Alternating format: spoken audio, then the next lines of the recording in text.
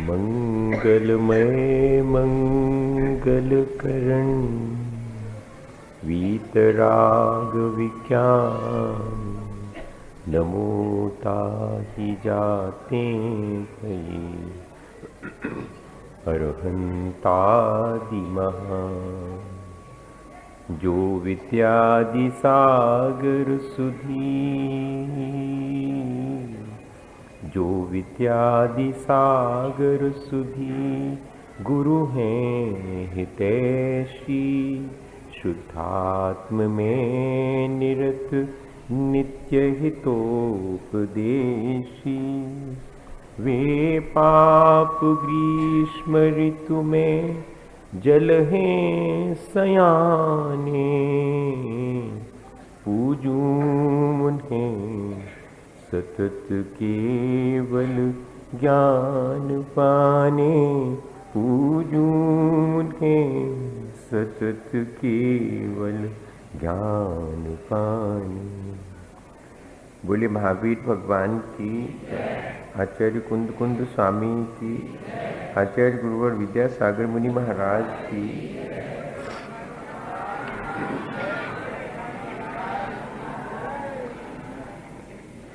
हम सभी लोग हमेशा की तरह आज भी एक साथ मिल बैठकर अपने जीवन को अच्छा बनाने के लिए विचार कर रहे हैं। बहुत कठिन है अपने जीवन के विचार के लिए एक साथ मिल बैठ कर के बैठना। धर्म के कार्य अपन मिल बैठकर बहुत कम करते हैं। पाप के कार्य झगड़ा इत्यादि हो तो बहुत जल्दी और इकट्ठे हो जाएंगे, लेकिन धर्म ध्यान में बहुत सौभाग्य, बहुत पुण्य चाहिए जो अपन एक साथ मिल बैठकर एक ही बात पर विचार करें कि हमारे अपने जीवन को जो शेष रहा है उसे हम कैसे अच्छा बनाएं। हम लोगों ने यहाँ पर बहुत सारे संबंध बनाए। अगर हम अपने संबंधों को ठीक ठीक देखें और उन्हें संभालें तो शायद हम अपने आप को संभाल सकते हैं। व्यक्ति जैसे संबंध रखता है उसका व्यक्तित्व वैसा ही बनता है, या जैसे व्यक्तित्व वाला व्यक्ति होता है वैसे ही लोगों से संबंध बनाता है। बहुत सीधी सी चीज। तो हम अपने आप को देखने की अपेक्षा अपने संबंधों को अगर गौर से देखें तो हम अपने आप को अच्छा या बुरा दोनों तरह से कैसे हैं हम ये जान सकते हैं। अपने आप को बुरा तो कोई नहीं कहता, सब अपने आप को अच्छा कहते हैं, लेकिन हमारे संबंध कैसे हैं उससे मालूम पड़ेगा कि हम अच्छे हैं या बुरे हैं। अगर हम बुरे हैं, हमने अच्छे संबंध नहीं बनाए हैं, तो हम अपने संबंधों को सुधारें जिससे कि हमारा जीवन अच्छा बन सके। संबंध व्यक्ति से ही बनते हैं और वस्तु से ही बनते हैं। वस्तु से संबंध ज्यादा बनते हैं व्यक्ति की अपेक्षा। उसका कारण स्पष्ट है कि वस्तु पर हम अपनी मालकियत चला सकते हैं, उस पर हम अपना अधिकार आरोपित कर सकते हैं। जैसे कि अपने घर में तिजोरी हो और अपन को तीर्थ यात्रा पर जाना हो, तो तिजोरी को ताला लगा करके जहां रख के जाते हैं, तीर्थ यात्रा करके लौट के आते हैं, तिजोरी वहीं रखी मिलती है, वो कहीं इधर से उधर नहीं भागती। हम जैसा उसके साथ अपना व्यवहार करना चाहें वैसा कर सकते हैं। वो हमारी सब बात मानो मानती है, हमें वैसा ही संबंध अच्छा लगता है जिसमें कि जिसके प्रति हमारा संबंध है उस पर हम अपना अधिकार आरोपित कर सकें। चीजों पर बहुत आसान होता है। रुपए पैसे अपने पॉकेट में पड़े हों, वो पड़े रहें, हम उनको दूसरे को दे दें, सामान खरीद लें तो कुछ नहीं कहते वो। हमारे पास अगर कार है और फिर वो पुरानी हो गई, अच्छी नहीं लगती, हम दूसरी खरीद लें, उस वाली कार की नीलामी कर दें। हम रिप्लेस कर सकते हैं चीजों को, हम चीजों पर अपनी ऑनरशिप बता सकते हैं कि ये चीजें हमारी हैं। जो चीज पसंद नहीं आए उसको बदल करके दूसरी ले सकते हैं, लेकिन व्यक्ति के साथ ऐसा नहीं किया जा सकता। अपने बेटे को एक जगह बिठाल के जाओ कि जब तक हमने लौटे तहीं बैठी मिलियो, बोने में ले बैठ, जब लौट के यहां हो तब। वस्तु तो मिल सकती है, व्यक्ति नहीं मिल सकता। ठीक इसी तरह हमें घर का कोई व्यक्ति पसंद नहीं आता तो हम उसको रिप्लेस करके और दूसरा नहीं ला सकते। वो मर्सी अपील कर सकता है, वो दया की भीख मांग सकता है, वो अपनी शिकायत भी दर्ज कर सकता है। इसलिए हमने ज्यादा से ज्यादा संबंध वस्तुओं से बनाए हैं, व्यक्ति से संबंध बहुत कम हो गए। अब एक कमरे में 100 चीजें और एक व्यक्ति रह सकता है, लेकिन एक आध दो चीजें और 2 लोग एक साथ रहना बहुत मुश्किल है। वहां एक दूसरे का ईगो हर्ट करता है, एक दूसरे की कषाय टकराती है, राग द्वेष होना शुरू हो जाता है। हमने संबंध चीजों से ज्यादा बनाए हैं व्यक्ति की अपेक्षा। पहले लोग कैसे थे? वो चीजों की अपेक्षा जीवों से, मनुष्यों से, पशुओं से संबंध ज्यादा बनाते थे। घर में एक कार नहीं होती थी, लेकिन हाथी जरूर होता था सवारी के लिए। जड़ पदार्थ नहीं होंगे, चेतन पदार्थ होंगे। गाय के हाथ, शरीर पर हाथ फेरते समय जो दया और करुणा का भाव आएगा, वो मोटर पहुंचते समय और स्कूटर ठीक करते समय नहीं आएगा। ये ध्यान रखिए आप। घोड़ा सवारी के लिए है और स्कूटर भी सवारी के लिए है, मोटर भी, लेकिन दोनों की चेतना में बहुत फर्क है। एक चेतनावान है और एक अचेतन है। हम लोग जड़ पदार्थों की सेवा में लगे हैं सुबह से शाम तक, और हमारी बुद्धि भी ऐसी ही जड़ हो गई हो तो कोई वजह नहीं है, हो सकती है, क्योंकि ज्यादा से ज्यादा हमारा कांटेक्ट, ज्यादा से ज्यादा हमारे संबंध जड़ पदार्थों से हैं, अचेतन वस्तुओं से हैं। चेतना से हमारे संबंध बहुत थोड़े से, अगर हैं भी तो कौन से संबंध? जो वस्तु से संबंध हैं उन्हीं को हम व्यक्ति से रखना चाहते हैं। ये तो संभव नहीं है। व्यक्ति को रिप्लेस किया जा सकता क्या? बताइए। आपका बेटा ठीक नहीं निकला, हम उसकी जगह दूसरा बेटा रख लेते हैं, ऐसा कर सकते हैं? आप कार तो चेंज कर सकते हैं, पुरानी हो गई इसलिए नई कार ला सकते, लेकिन हमारे माता पिता अब वृद्ध हो गए हैं, उसकी जगह हम दूसरे ले आए, ऐसा होता है क्या? हम रिप्लेस नहीं कर सकते। जो चीज जो मनुष्य में पसंद नहीं है उसकी जगह दूसरा नहीं ला सकते। लेकिन हमने अब चेतना के ऊपर भी वस्तु के समान उपयोगिता का संबंध डेवलप कर लिया है। हम जैसे चीजों का उपयोग करते हैं वैसे ही मनुष्यों का भी, चेतना का भी उपयोग करना सीख गए। हम व्यक्ति को और वस्तु को ज्यादा फर्क नहीं समझते दोनों में। हम व्यक्ति का भी उपयोग वस्तु की तरह करते हैं। कैसे? जब तक काम में आता है कोई व्यक्ति, जब तक अपना हितैषी है, तब तक अपने संबंध, स्वार्थ के संबंध, और स्वार्थ नहीं सधा तो संबंध टूट गया, और स्वार्थ सद गया तो को पूछे वालों। स्वार्थ पूरा हो जाने के बाद भी किक आउट, और स्वार्थ नहीं सदा तब तो है ही आप दूर। इस तरह उपयोगिता के संबंध मनुष्य मनुष्य के बीच में भी वस्तु के तरह अपन ने डेवलप करने की कोशिश की, लेकिन उससे क्या हुआ? अपनी चेतना ही पतित हुई, अपना जीवन ही पतित हुआ। थोड़ा सा विचार करने की चीज थी कि मुझे वस्तु और व्यक्ति से कैसे संबंध बनाना चाहिए। ज्यादा से ज्यादा मेरे संबंध व्यक्तियों से होना चाहिए या कि वस्तुओं से? और व्यक्ति और वस्तु दोनों से संबंध क्या उपयोगिता मात्र के होना चाहिए? कि हमने उपयोग कर लिया उनका बस? नहीं। जो खानदानी होते हैं, जो कुलवान होते हैं, वो तो जड़ पदार्थों के साथ भी चेतना की तरह, चेतन पदार्थों की तरह व्यवहार करते हैं। वो ऐसे दरवाजे नहीं खोलते कि एक लात मारी वो दरवाजा खुल जाए, क्योंकि वो तो जड़ है, अचेतन है।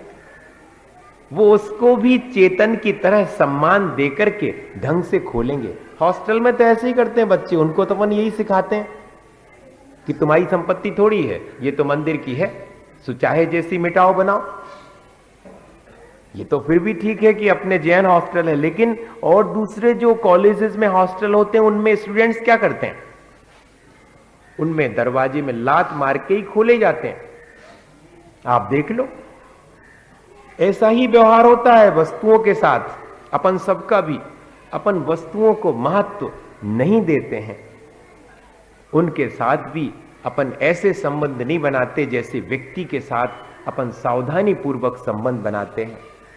लेकिन जो व्यक्ति खानदानी या कुलवान होता है वो वस्तु से भी इस तरह व्यवहार करेगा जैसे कि मनुष्य और चेतना के साथ व्यवहार कर रहा हो। अब तो चेतना के साथ भी लोग वस्तु जैसा व्यवहार कर रहे हैं, तो वस्तु के साथ तो वस्तु जैसा करेंगे ही। अपने को अगर संबंध चेतना के साथ बनाना है तो कितने तरह के संबंध हैं, हो सकते हैं, इस पर थोड़ा सा विचार करें। अपन घृणा, द्वेष और ईर्ष्या के भी संबंध बनाते हैं व्यक्ति के साथ, और अधिक से अधिक वही बनाते हैं, घृणा के, ईर्ष्या के, द्वेष के। देखो, कंस महाराज थे, उनने भी अपनी बहन से संबंध था उनका, बाई बर्थ उनकी बहन थी, लेकिन बहन के हर पुत्र को उन्होंने अपने हाथ से मारने की कोशिश की थी। नहीं मार पाए थे, ये बात अलग, लेकिन उन्होंने पूरी कोशिश की कि मैं अपनी ही बहन के सारे पुत्रों को मारूं, क्योंकि उनमें से कोई पुत्र मुझे मार देगा, ऐसी भविष्यवाणी हुई है। तो वो मुझे ना मार पाए, अपनी सुरक्षा के लिए, अपने थोड़े से स्वार्थ के पीछे उन्होंने अपनी ही बहन के साथ कैसा संबंध निर्मित किया? घृणा का और द्वेष का। बताइए। इसी तरह कुणिक राजा ने अपने पिता सैनिक के साथ कैसा संबंध बनाया? पिता होते हुए भी उन्हें सुख और शांति से जीने तक नहीं दिया, बल्कि पीड़ा के साथ उनको अपना मरण करना पड़ा। जीना तो पीड़ा में ही पड़ा। अपन सब जानते हैं कुणिक महाराज ने कैसा व्यवहार किया अपने पिता के साथ, कैसा संबंध बाई वर्थ उनको मिला था प्रेम का, लेकिन उन्होंने उसको बदल करके घृणा, द्वेष और ईर्ष्या का संबंध बना लिया। ऐसे ही तो अपन करते हैं। घर गृहस्थी में है तो ब्लड रिलेशन, लेकिन व्यवहार जरा देखें, या तो स्वार्थ के संबंध हैं घर के लोगों से, और या फिर द्वेष के, ईर्ष्या के संबंध हैं। उलाहना नहीं दे रहा हूं, विचार करने के लिए कह रहा हूं कि अगर ऐसे संबंध हैं तो उन्हें क्या हमें पसंद करना चाहिए, उन्हें और आगे तक बढ़ाना चाहिए? नहीं, हमें घृणा और द्वेष के संबंध किसी से भी नहीं बनाना चाहिए। हमें मौका भी नहीं देना चाहिए दूसरे को कि वो हमसे ईर्ष्या और घृणा और द्वेष के संबंध बनाए। हम अपना जीवन ऐसा बनाएं जिससे कि कोई हमारे साथ घृणा ना करे, ईर्ष्या ना करे, द्वेष ना करे। हम भी अपने जीवन को ऐसा बनाएं जिससे कि दूसरे के साथ घृणा, द्वेष और ईर्ष्या का भाव उत्पन्न ना हो। यही तो अच्छा जीवन है। लेकिन हमने संबंध अपने बिगाड़ लिए। कहां संबंध प्रेम के, सत्कार के, परोपकार के और करुणा के होना चाहिए थे, उनकी जगह पर अपन ने राग द्वेष के संबंध, इसमें से भी राग के संबंध भी स्वार्थपूर्ण संबंध हो गए, और द्वेष के संबंध तो हैं जो दूसरे का अहित करने वाले हैं। हमें बनाना चाहिए तो प्रेम के, सत्कार के, परोपकार के, करुणा के संबंध जितने ज्यादा जिस व्यक्ति ने बनाए हैं, उस व्यक्ति का व्यक्तित्व उतना ही ऊंचा होगा। तब तो उसने ऐसे संबंध बनाए, और उससे भी लोगों ने घृणा का संबंध न बना के प्रेम का संबंध बनाया है, द्वेष का संबंध न बना के उपकार करने का संबंध बनाया है। तो उस व्यक्ति की अपनी योग्यता होगी, उस व्यक्ति ने अपने व्यक्तित्व को इतना ऊंचा उठाया होगा। ये अपन थोड़ा सा विचार करें। हम भी अपने व्यक्तित्व को ऐसा ऊंचा उठाएं कि लोग हमारे प्रति प्रेम का ही भाव रखें, हमारे ऊपर भी उपकार करने का उनका भाव हो, हमारे ऊपर भी दया और करुणा का भाव हो, हमारे भीतर भी हो और दूसरे का हमारे प्रति भी हो, तो हमारा अपना जीवन अच्छा बनेगा कि नहीं। क्या हुआ, एक बार अतिथि सत्कार की बात आती है। अपन इस उदाहरण से अपने जीवन को संभालने की कोशिश करें कि अपन भी ऐसे संबंध बनाएं। जीवन निकल गया, अपन ने कैसे संबंध बनाए हैं इस पर थोड़ा सा विचार करें। हम कैसे हैं ये संबंध से मालूम पड़ जाएगा। हम भले ही अपने आप को बहुत अच्छा मानते रहें, लेकिन जिन जिन से हमने संबंध बनाए हैं वो हमारे बारे में स्पष्ट बताएंगे कि भाई उनके हमारे साथ तो व्यवहार ऐसा है, कैसे अच्छे हो गए, ऐसा कहेंगे कि नहीं कहेंगे। Society is the mirror. समाज क्या है, एक तरह का दर्पण है जिसमें कि हम अपने आप का चेहरा देखते हैं कि हम कैसे हैं। इसी तरह हमारे संबंध क्या हैं, हमारा प्रोजेक्शन है। हम अगर अच्छे हैं तो हमारे संबंध अच्छे बनाएंगे, हम अगर बुरे हैं तो हमारे एक भी संबंध अच्छे नहीं होंगे, बल्कि हम बुरे ही संबंध निर्मित करेंगे और हमसे भी लोग बुरे ही संबंध निर्मित करेंगे। देखो, ईमानदारी के चारों तरफ ईमानदारी इकट्ठी होती है, बेईमानी के चारों तरफ बेईमानी इकट्ठी होती। ईमानदार आदमी के चारों तरफ ईमानदार लोग ही इकट्ठे होंगे। बेईमान आदमी हो तो ढेर सारे लोग, अपन देखते तो हैं, धन पैसा खूब होवे तो खूब सारे मित्र मिल जाते। अरे भैया इनके तो बहुत मित्र हैं, इनकी तो बड़ी दोस्ती है। दोस्ती वोस्ती नोई है, वो तो पैसा दिखा रहा हो इसे आपके आगे पीछे घूम रहा है। और जो दिना पैसा खत्म हो जाए है वो दिना कौन नहीं पूछ रहा, कौन मित्र नहीं है। काय के मित्र हैं? मित्र तो सिर्फ पैसे के हैं। ऐसा अपन स्वयं ही इस चीज को जानते हैं, दूसरे से भी कहते हैं। संबंध अपन मित्रता के कहां बना पाते हैं, प्रेम और करुणा के संबंध कहां बना पाते हैं। अतिथि सत्कार की बात कह रहा था मैं। एक व्यक्ति अपने पूरे परिवार के साथ तीर्थ पर पहुंचे। देर हो गई, रात के 10 बज गए तब वो पहुंचे। जैसे जनरली होता है, अब रात 10 बजे कहां से उनको कमरा मिलेगा, ऐसे पर्ची वगैरह में उनने अपना सामान रख लिया। सब सामान रख के परिवार को बिठा दिया। लेकिन परिवार में जो उनकी जीवन साथी थी उनको तो ब्लड प्रेशर था और वो बढ़ गया था, तो उनके लिए दवाई देना थी और दवाई बिना दूध के साथ नहीं दी जा सकती। तो अब वो 10 बजे रात को तीर्थ क्षेत्र पर दूध की खोज में निकल गए कि जरा होटल वोटल कोई खुली हो तो वहां से दूध ले आए, अगर कहीं मिलता हो तो हम प्राप्त कर लें, तब तो हम दवाई खिला पाएंगे, तब तो रात जैसे तैसे बीतेगी, सुबह देखेंगे, वंदना करेंगे।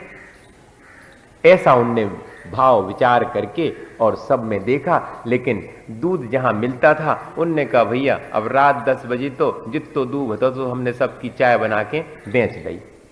दूध भी बिक गया और चाय बन करके खत्म हो गया। अब दूध कहां से आया 10 बजे रात को? नहीं मिला उनको। बड़े परेशान कि क्या करें, अब इतनी रात में हम कहां किसके पास जाएं। अचानक उनका ध्यान थोड़ी दूर एक किसी कमरे से आती हुई रोशनी की तरफ गया कि वहां रोशनी है, कमरा है, चल के देखें शायद कोई हो, वहां दूध का इंतजाम हो जाए। सो वहां पहुंचे तो वाकई में किसी व्यक्ति का घर था। अब हिम्मत तो नहीं हुई कि रात को अपरिचित व्यक्ति के थे अपन कैसे आवाज दें, उसको बुलाएं। लेकिन अब विपत्ति तो ऐसी है, तो मन मार करके उन्होंने कुंडी खटखटाई। जैसे ही कुंडी खटखटाई, भीतर से आवाज आई, भैया ठहरना, खोलता हूं।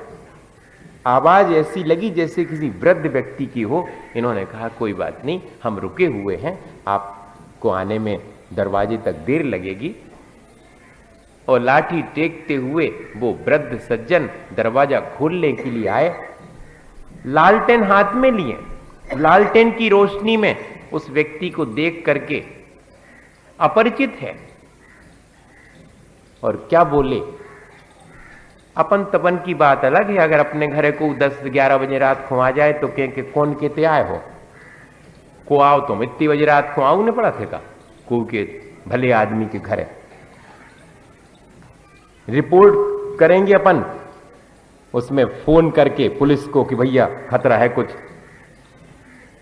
दुनिया भर की बातें अपने दिमाग में नेगेटिव थॉट्स आएंगे, लेकिन वो वृद्ध व्यक्ति जो अपरिचित है सामने, उसको देख करके क्या रिएक्शन कर रहे हैं।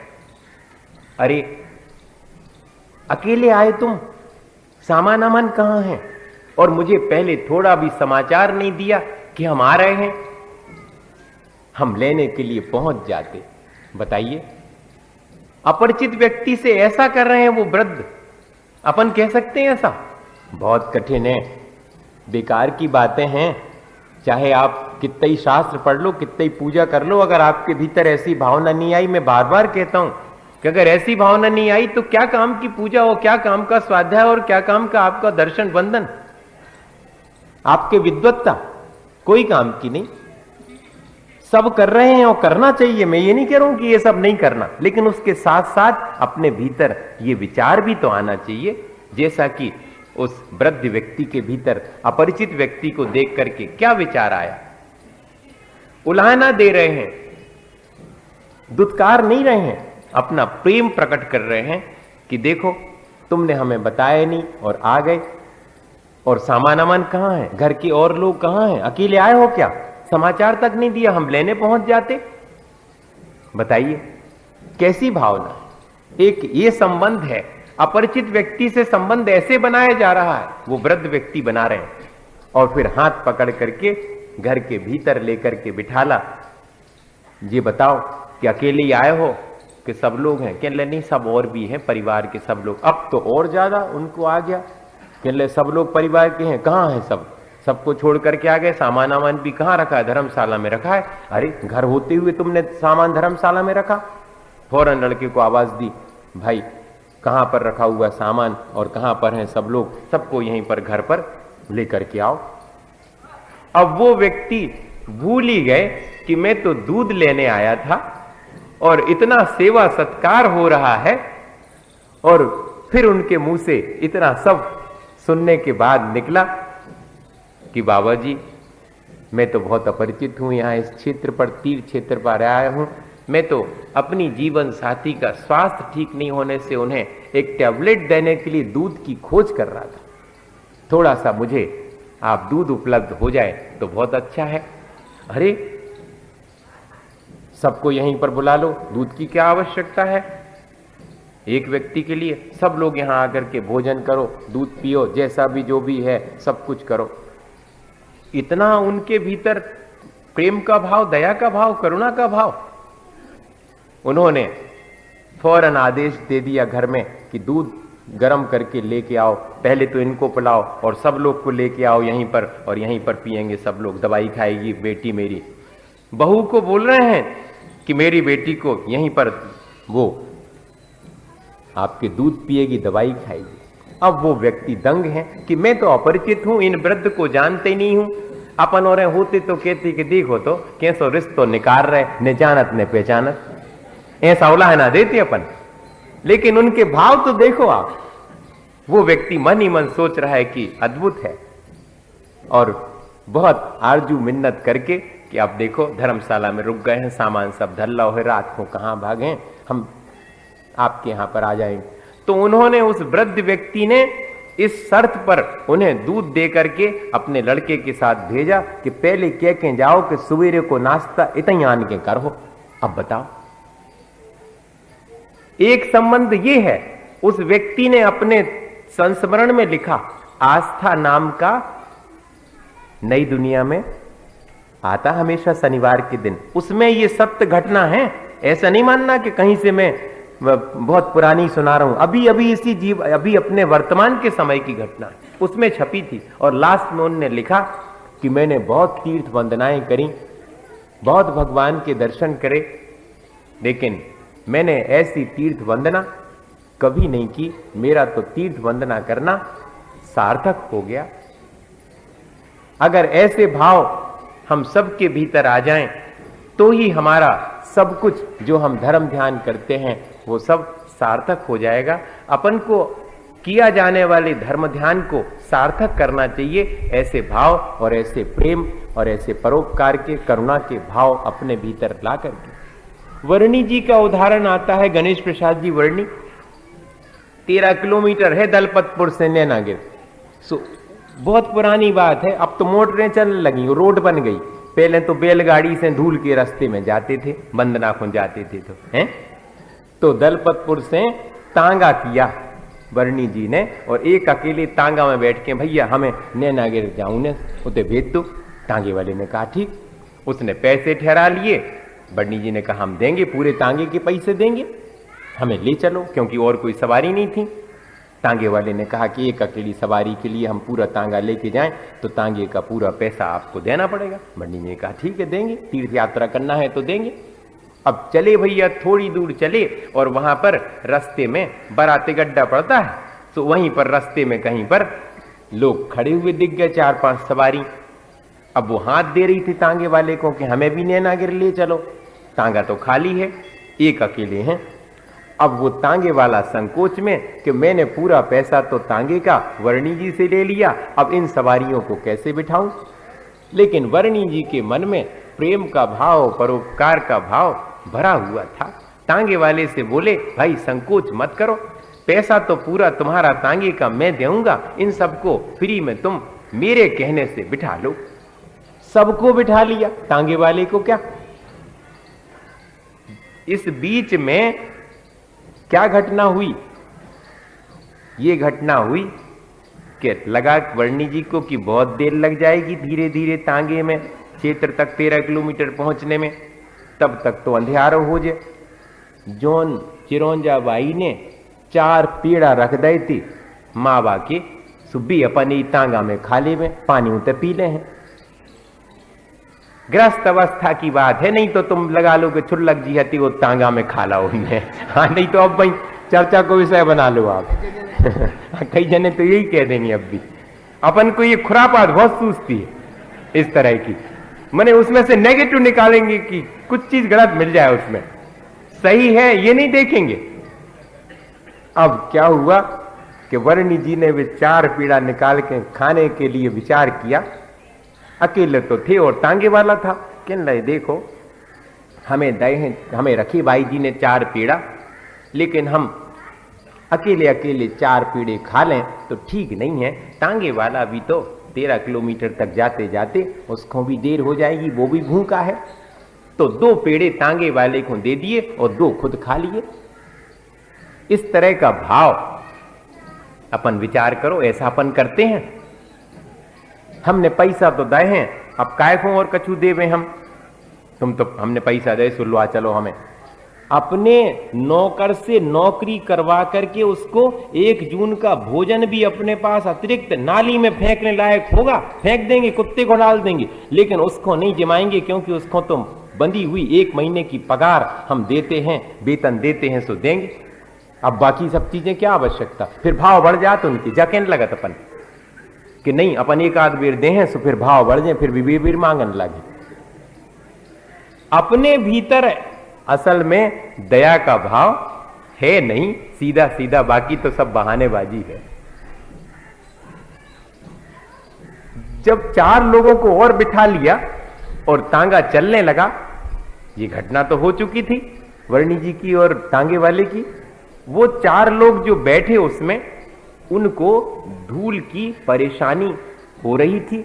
तो तांगे वाले से उन्होंने 2-3 बार कहा, उनमें से हर व्यक्ति ने थोड़े तेज तांगा चलाओ तो कम से कम अपन जल्दी पहुंच जाएंगे। ये धूल भरा एरिया है, इसमें धूल बहुत उड़ती है।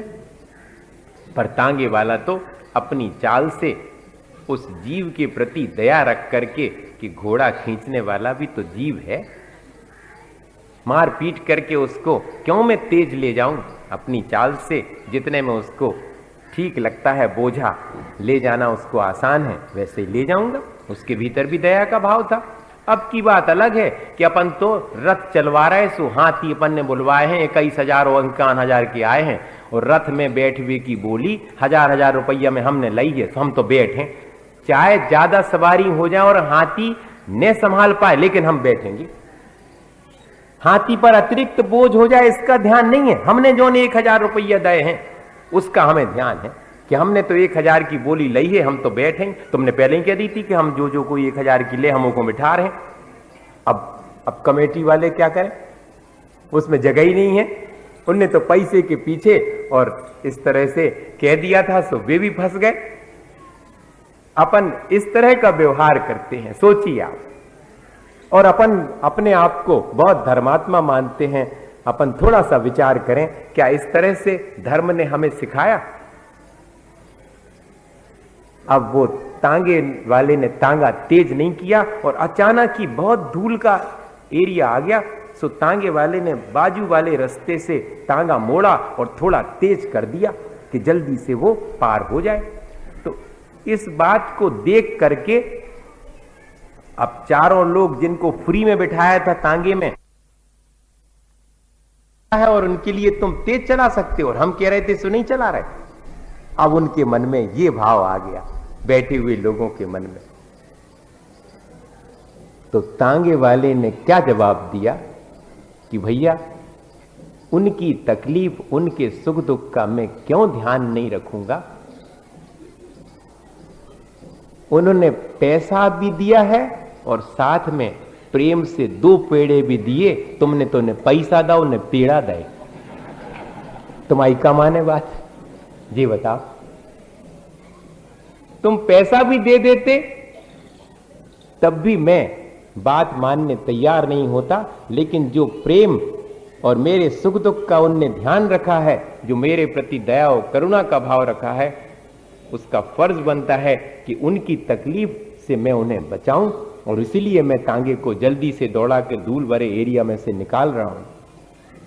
ये जवाब था। जैसा हम संबंध निर्मित करते हैं वैसे ही हमारे साथ भी संबंध निर्मित होते चले जाते हैं। अपन दूसरे से द्वेष का संबंध निर्मित करें, वो भी अपने साथ द्वेष का संबंध बनाएगा, वो भी अपनी भजा लेगा जब मौका मिलेगा उसको, और कुछ नहीं।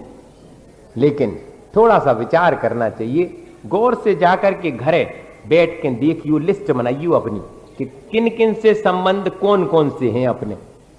ईर्ष्या के संबंध, द्वेष के संबंध ढेर निकलेंगे, लेकिन प्रेम का, दया का और करुणा का संबंध अपने जीवन में बहुत कम निकलेगा। श्रद्धा और भक्ति का संबंध भी एक संबंध है जो अपन ने भगवान से बना के रखा हुआ, लेकिन श्रद्धा और भक्ति का संबंध भी धीरे धीरे अब स्वार्थ में परिवर्तित होता जा रहा है। जहां अपनी श्रद्धा और भक्ति व्यक्त करनी थी, जिस व्यक्ति के प्रति श्रद्धा और भक्ति व्यक्त करनी थी, उनसे भी अब अपना स्वार्थ अगर सदता है तो अपनी श्रद्धा है, और स्वार्थ नहीं सदो तो का काम के महाराज जी हो, का काम के मंदिर हो, का काम के शास्त्र। कचू नहीं है। हम गए थे सो हमसे बात तक नहीं करी और सब जनों से बोल रहे थे खूब। अब ले जी, अपन फौरन डिसीजन ले लेंगे।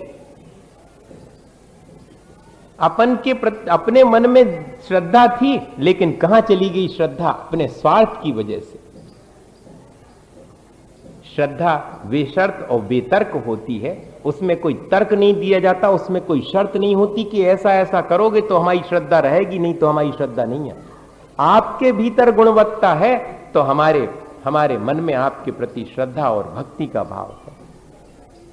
ऐसे भगवान के प्रति, सच्चे देव गुरु शास्त्र के प्रति अपन संबंध श्रद्धा और भक्ति के जो अपन ने बनाए हैं वो बना करके रखें और देखें कि हमने जो संबंध बनाए हैं उनमें हम कहां कहां कमजोर हैं। अर्थात हमने घृणा के और द्वेष के संबंध बनाए हैं तो उनको कम करें और उनको कन्वर्ट करें प्रेम में, दया में और करुणा में। एक छोटी सी और मैं घटना सुनाता हूं बापू के जीवन की। प्रार्थना की है, वो प्रार्थना करते थे रोज उनके आश्रम में, सब लोग बैठ करके सुबह की प्रार्थना होती थी, भगवान की प्रार्थना। श्रद्धा और भक्ति का संबंध था तो सब लोग आश्रमवासी सब बापू के साथ बैठकर प्रार्थना करते थे। शाम के समय भी प्रार्थना करते थे। तो शाम की प्रार्थना के समय जब शुरू होने वाली थी, भगवान की प्रार्थना है लेकिन बापू ने शुरू नहीं की, सबको आ जाने दो। अरे अभी और रास्ता देखते रहे सब लोग, बापू ने फिर भी नहीं की शुरू। कह ले बापू अब तो सब आ गए। कह ले नहीं, अभी वो जो एक किसान जो कि कुष्ठ रोग से पीड़ित है वो तो अभी आया ही नहीं, असल में वो धीरे धीरे चल करके आ रहा था, उसे पहुंचने में देर लग रही थी। पर बापू भगवान की श्रद्धा और भक्ति होते हुए भी अपनी भावना अभी भगवान की भक्ति में व्यक्त नहीं कर रहे थे, उसका इंतजार कर रहे थे। जब वो धीरे धीरे चल करके सभा में आ गया तो बापू ने कहा कि ठीक है, अब अपन प्रार्थना करते हैं। सोचो, जब उस व्यक्ति को मालूम पड़ा कि मेरी वजह से आधे घंटे से बापू ने अपनी श्रद्धा और भक्ति भगवान के प्रति व्यक्त करने में विलंब कर दिया है, गदगद हो गया वो, उसकी आंखों से आंसू आने लगे। उसने जो अपनी श्रद्धा और भक्ति बापू के प्रति और भगवान के प्रति व्यक्त की, वो अपन की रोज रोज की जाने वाली श्रद्धा और भक्ति से भी ऊंची है। बताइए, ऐसे भाव से भर करके और भगवान की प्रति अपनी श्रद्धा और व्यक्ति भक्ति अपन कहां व्यक्त करते हैं? अपन तो फॉर्मेलिटी करते हैं, गुड मॉर्निंग गुड मॉर्निंग, बहुत सारे भगवान हैं, अब कहां सबको एक एक को अच्छे से नमोस्तु कर पाए। तो सबसे गुड मॉर्निंग करते हुए दर्शन को अपन गुड मॉर्निंग कह लें, अगर ऐसी तो करते हैं अपन, चित्त से दर्शन करते हैं, उनके स्वरूप का विचार करते हैं, अनंत अवस्था का। 3 बार मन शुद्धि, वचन शुद्धि, काय शुद्धि जैसे बोली जाती है, ऐसे ही मन से, वचन से और शरीर से 3 प्रणाम एक वेदी पर निवेदित करने का षटखंड आगम धवला जी में वीरसेन स्वामी ने लिखा। अपन करते हैं? कोई नहीं करता, बस अकेले हाथ जोड़े और आगे बढ़ गए। उतने पढ़े पंचांग नमस्कार। मुनि महाराज जी रास्ता में जा रहे होंगे तो उनको नीचे झुक के, महाराज जी नमोस्तु, देख लो हमें, हम सोई आए। हाँ भैया देखे ले आपको ये है भाव और कुछ नहीं। अपनी श्रद्धा और भक्ति में कितनी अभी कमी है। अपन को अपने श्रद्धा और भक्ति के संबंधों को भी सुधारना चाहिए, और अगर अपने घृणा और द्वेष के संबंध बन गए हैं तो उनको परिमार्जित करके उनको करुणा और प्रेम के संबंध और उपकार के संबंध बनाना चाहिए। अपने जीवन को अच्छा बनाने के लिए यह बहुत जरूरी है। अपन सब इसी भावना के साथ कि हमारे जीवन में भी इस तरह के भाव आवें और हमारे संबंध भी हम सुधारें और अपने जीवन को अच्छा बनाएं, इसी भावना के साथ बोलिए आचार्य गुरुवर विद्यासागर मुनि महाराज।